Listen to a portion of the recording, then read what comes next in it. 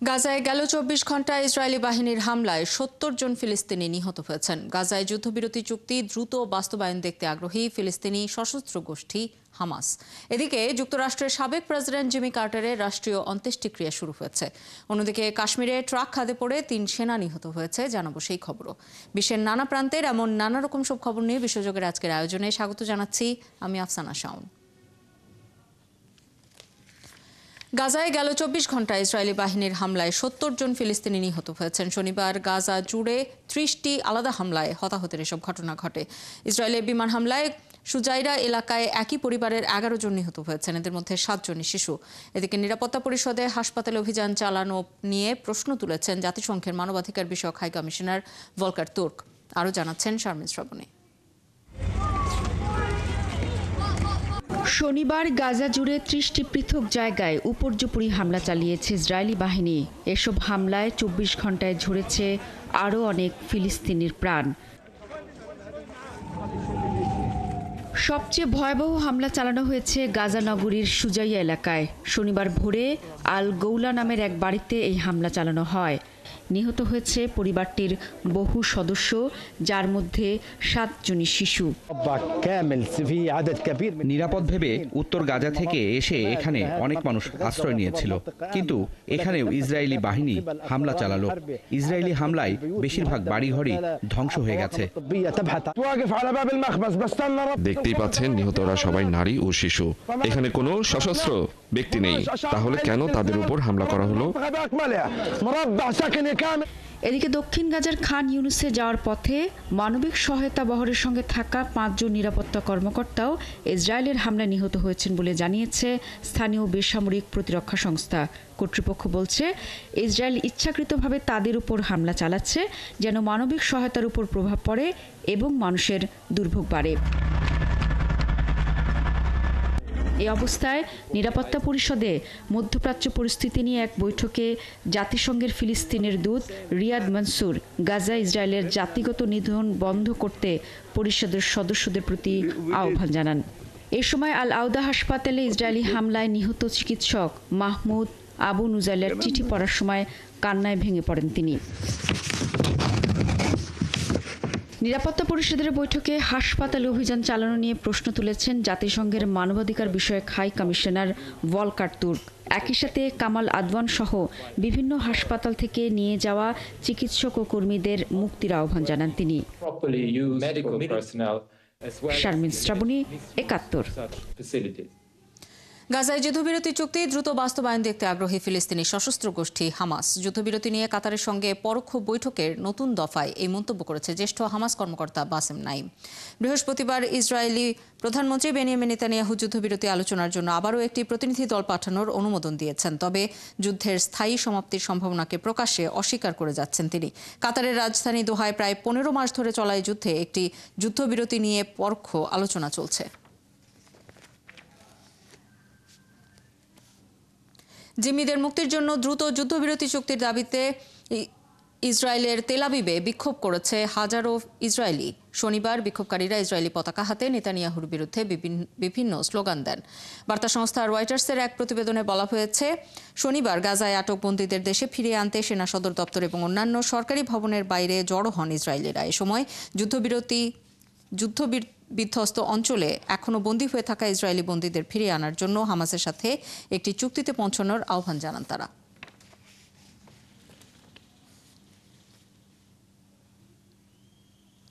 Yemen থেকে আবারও ইসরায়েলে ক্ষেপণাস্ত্র হামলা চালানো হয়েছে। তেল আবিব এক বিবৃতিতে দাবি করেছে, শুক্রবার ছোড়া এসব ক্ষেপণাস্ত্র ইসরায়েলি ভূখণ্ডে প্রবেশের আগেই প্রতিহত করা সম্ভব হয়েছে।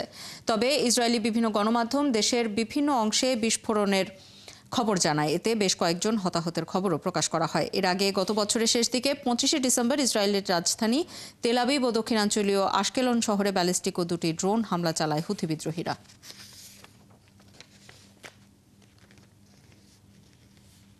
সিরিয়ার রাজধানী দামেস্ক বিমানবন্দর আগামী মঙ্গলবার থেকে আবারও আন্তর্জাতিক ফ্লাইট চালু করবে। বিষয়টি নিশ্চিত করেছে দেশটির বেসামরিক বিমান চলাচল কর্তৃপক্ষ। গত 8 ডিসেম্বর বাশার আল আসাদ সরকারের পতনের পর দামেস্ক বিমানবন্দরে ফ্লাইট স্থগিত করা হয়। প্রায় 1 মাস পর বিমানবন্দরটি আবারও চালু হচ্ছে। বন্ধ হওয়ার 10 দিন পরই গত 18 ডিসেম্বর দামেস্ক বিমানবন্দর থেকে একটি পরীক্ষামূলক ফ্লাইট উড্ডয়ন করে, যা রাজধানী দামেস্ক থেকে উড়ে উত্তরের শহর আলেপ্পোতে অবতরণ করে। এটি ছিল বাশার আল আসাদের শাসনের অবসানের পর প্রথম ফ্লাইট।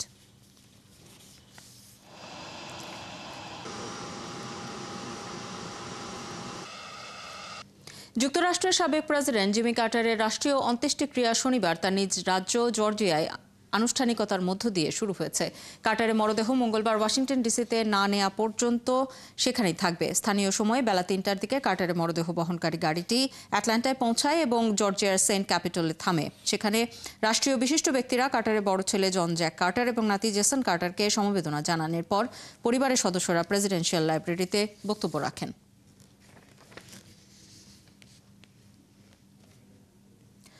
বাবা মা দাদা দাদিকে স্থায়ী বাসিন্দা পিআর করার আবেদন গ্রহণ বন্ধ করে দিয়েছে কানাডা। কানাডার অভিবাসন, শরণার্থী ও নাগরিকত্ব আইআরসিসি বিভাগের ঘোষণায় জানানো হয়েছে নতুন করে ধরনের আবেদন আর গ্রহণ করা হবে না। তবে এতদিন করা আবেদনগুলো দ্রুত নিষ্পত্তি করা হবে। এই ঘোষণা গত 1 জানুয়ারি থেকে কার্যকর হয়েছে। এই ঘোষণা কতদিন পর্যন্ত থাকবে তা নির্দিষ্ট করে বলেনি সরকার। কানাডায় সরকারের এই পদক্ষেপের ফলে অনেক বাংলাদেশি এবং ভারতীয় পরিবার অনিশ্চয়তার মুখোমুখি হয়েছেন। এর পরিবর্তে এখন দেশটিতে বসবাসরত পরিবারগুলো সুপার ভিসা কর্মসূচিকে বিবেচনায় নিতে পারবেন। এই ভিসার আওতায় স্থায়ী বাসিন্দাদের আত্মীয়রা টানা 5 বছর পর্যন্ত কানাডায় বসবাসের অনুমতি পাবেন। কয়েক দশক ধরে কানাডায় স্থায়ী বাসিন্দারা বাবা মা এবং দাদা দাদি স্পন্সরশিপ পিজিপি কর্মসূচির আওতায় স্থায়ী বসবাসের পিআরের জন্য বাবা মা বা দাদা দাদিকে দেশটিতে নেয়ার জন্য স্পন্সর করতে পারতেন।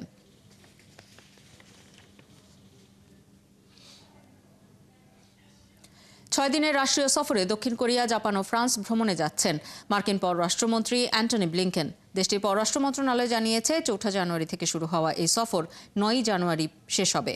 দক্ষিণ কোরিয়ায় টালমাটাল রাজনৈতিক পরিস্থিতির মধ্যেই সেখানে যাচ্ছেন ব্লিংকেন। মার্কিন পররাষ্ট্র মন্ত্রণালয়ের বিবৃতিতে বলা হয়েছে, এক উন্মুক্ত এবং উন্নত ইন্দো প্যাসিফিক অঞ্চল প্রতিষ্ঠায় সম্পর্ক দৃঢ় করতে দক্ষিণ কোরিয়ার জ্যেষ্ঠ সরকারি কর্মকর্তাদের সঙ্গে বৈঠক করবেন ব্লিংকেন। এছাড়া জাপান, দক্ষিণ কোরিয়া এবং যুক্তরাষ্ট্রের দ্বিপাক্ষিক সম্পর্ক উন্নয়ন করতেও বৈঠক করবেন তিনি।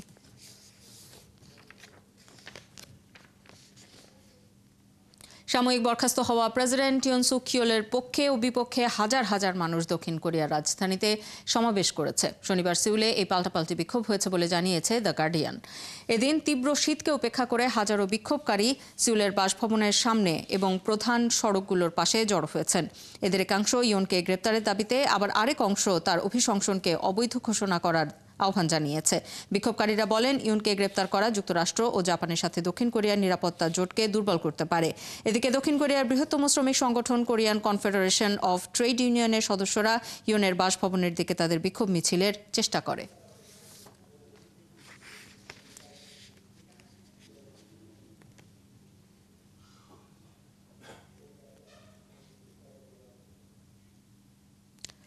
চীনের উত্তরাঞ্চলীয় প্রদেশ হেবেইয়ের এক কাঁচা বাজারে লাগা আগুনে 8 জনের মৃত্যু এবং আরও 15 জন আহত হয়েছেন। ঝাংজিয়াকু শহরের চিয়াওশি জেলার প্রশাসন বলেছে, আহতদের হাসপাতালে ভর্তি করা হয়েছে এবং তাদের জীবন বর্তমানে ঝুঁকিমুক্ত। বেইজিংয়ের উত্তর পশ্চিমে অবস্থিত শহরটির লিগুয়াং বাজারে স্থানীয় সময় সকাল 8:40 আগুন লাগে, যা সকাল 10টার পর নিভিয়ে ফেলা হয় বলে জেলা প্রশাসন জানিয়েছে। অগ্নিকাণ্ডের কারণ খতিয়ে দেখা হচ্ছে বলে জানিয়েছে কর্তৃপক্ষ। কোভিড-19 মহামারীর পর চীন ও জাপানে দ্য হিউম্যান মেটানিউমোভাইরাস HMPVর প্রাদুর্ভাব বেড়েছে।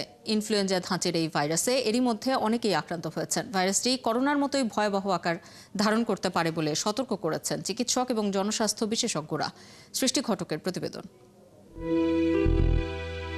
বিশেষজ্ঞদের শঙ্কা, 2025 সালে আবারও করোনার মতো নতুন কোনো মহামারীর উদ্ভব হতে পারে। যদিও কোন রোগটি মহামারী আকার ধারণ করবে সে বিষয়ে স্পষ্ট কোনো বার্তা এখনই দেওয়া সম্ভব নয়। তবে HMPVর প্রাদুর্ভাব ভাবাচ্ছে অনেককে। বিভিন্ন প্রতিবেদন এবং সোশ্যাল মিডিয়ার পোস্টে চীনের হাসপাতালগুলোতে রোগীদের উপচে পড়া ভিড় দেখা গেছে। দেশটিতে HMPV, influenza A, mycoplasma pneumonia, এমনকি কোভিড-19 এর মতো একাধিক ভাইরাসের উপস্থিতি বেড়েছে। HMPVর উপসর্গগুলো ফ্লু এবং অন্যান্য শ্বাসযন্ত্রের সংক্রমণের মতোই। সাধারণ উপসর্গের মধ্যে রয়েছে কাশি, জ্বর, নাক বন্ধ হওয়া এবং শ্বাসকষ্ট।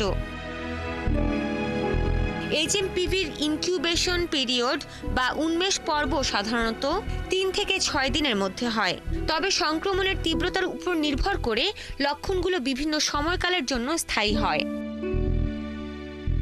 সাধারণ ঠান্ডাজনিত সমস্যা দিয়ে শুরু হলেও পরবর্তী সময়ে এই ভাইরাসের সংক্রমণে হাসপাতালে ভর্তি হওয়ার মতো পরিস্থিতি সৃষ্টি হতে পারে। অনেক সময় সংক্রমণের তীব্রতা ব্রঙ্কাইটিস, নিউমোনিয়া, অ্যাজমা বা কানে ইনফেকশনের মতো সমস্যা সৃষ্টি হতে পারে।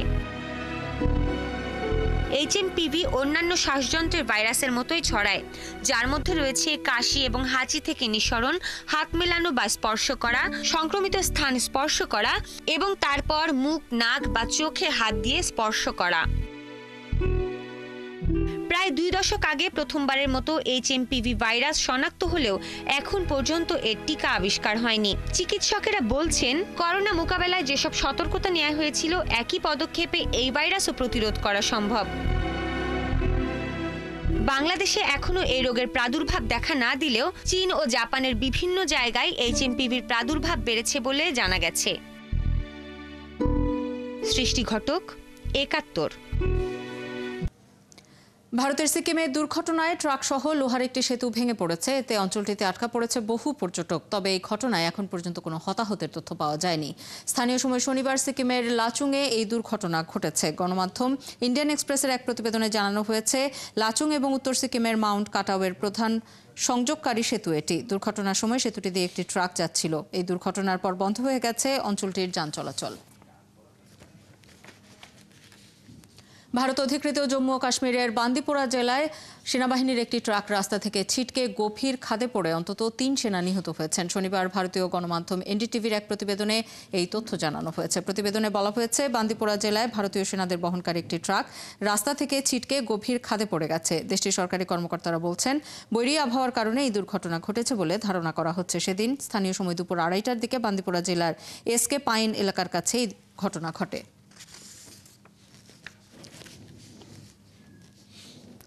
নাইজেরিয়া থেকে আসা বন্দুকধারীরা সীমান্তে ক্যামেরুনে অন্তত 5 সেনাকে হত্যা করেছে। বন্দুকধারীদের এই হামলায় আরও বেশ কয়েকজন আহত হয়েছেন। শনিবার দেশটির স্থানীয় কর্তৃপক্ষ জানিয়েছে, ক্যামেরুনের বাকিনজাও গ্রামে হামলার এই ঘটনা ঘটে। বার্তা সংস্থা রয়টার্সের প্রতিবেদনে বলা হয়েছে, সম্প্রতি ক্যামেরুনের নাইজেরিয়া সীমান্ত অঞ্চলের ভূখণ্ড দখলের চেষ্টা করে চলেছে নাইজেরীয় বন্দুকধারীরা। এই হামলা সেই ধারাবাহিক প্রচেষ্টারই অংশ। ক্যামেরুনের দক্ষিণ পশ্চিমাঞ্চলীয় আকওয়ারা জেলার গ্রাম বাকিনজাও।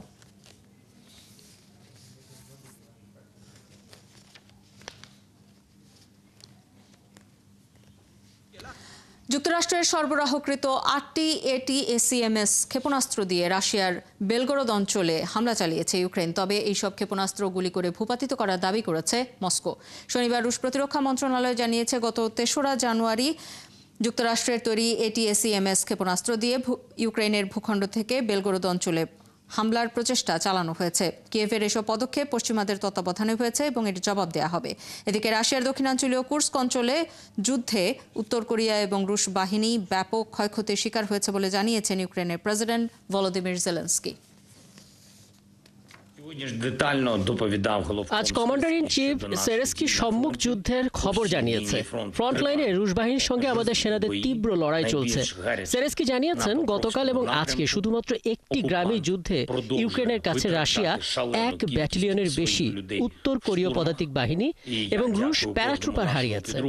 এটা খুবই গুরুত্বপূর্ণ অর্জন, আর এসব সম্ভব হয়েছে আমাদের স্পেশাল অপারেশনস ফোর্সেস এবং বিমান প্রতিরক্ষা সেনাদের দক্ষতার কারণে। ইউক্রেনের কাছ থেকে 2014 সালে দখল করা ক্রিমিয়ায় আঞ্চলিক জরুরি অবস্থা জারি করেছে রাশিয়া। শনিবার বার্তা সংস্থা রয়টার্সের এক প্রতিবেদনে এই তথ্য জানানো হয়েছে।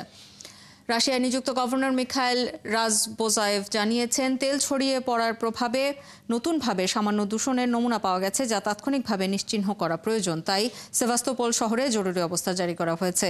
এতে প্রয়োজনে স্থানীয়দের সাময়িকভাবে বাড়ি ছেড়ে যাওয়ার নির্দেশ দিয়েছে কর্তৃপক্ষ। এর আগে গেল মাসে কৃষ্ণ সাগরে তেল ছড়িয়ে পড়ার ঘটনায় কার্চ প্রণালীর 2 পাশে বিষাক্ত বালু ও মাটি পরিষ্কারের মধ্যেই এই সিদ্ধান্ত নিয়েছে মস্কো।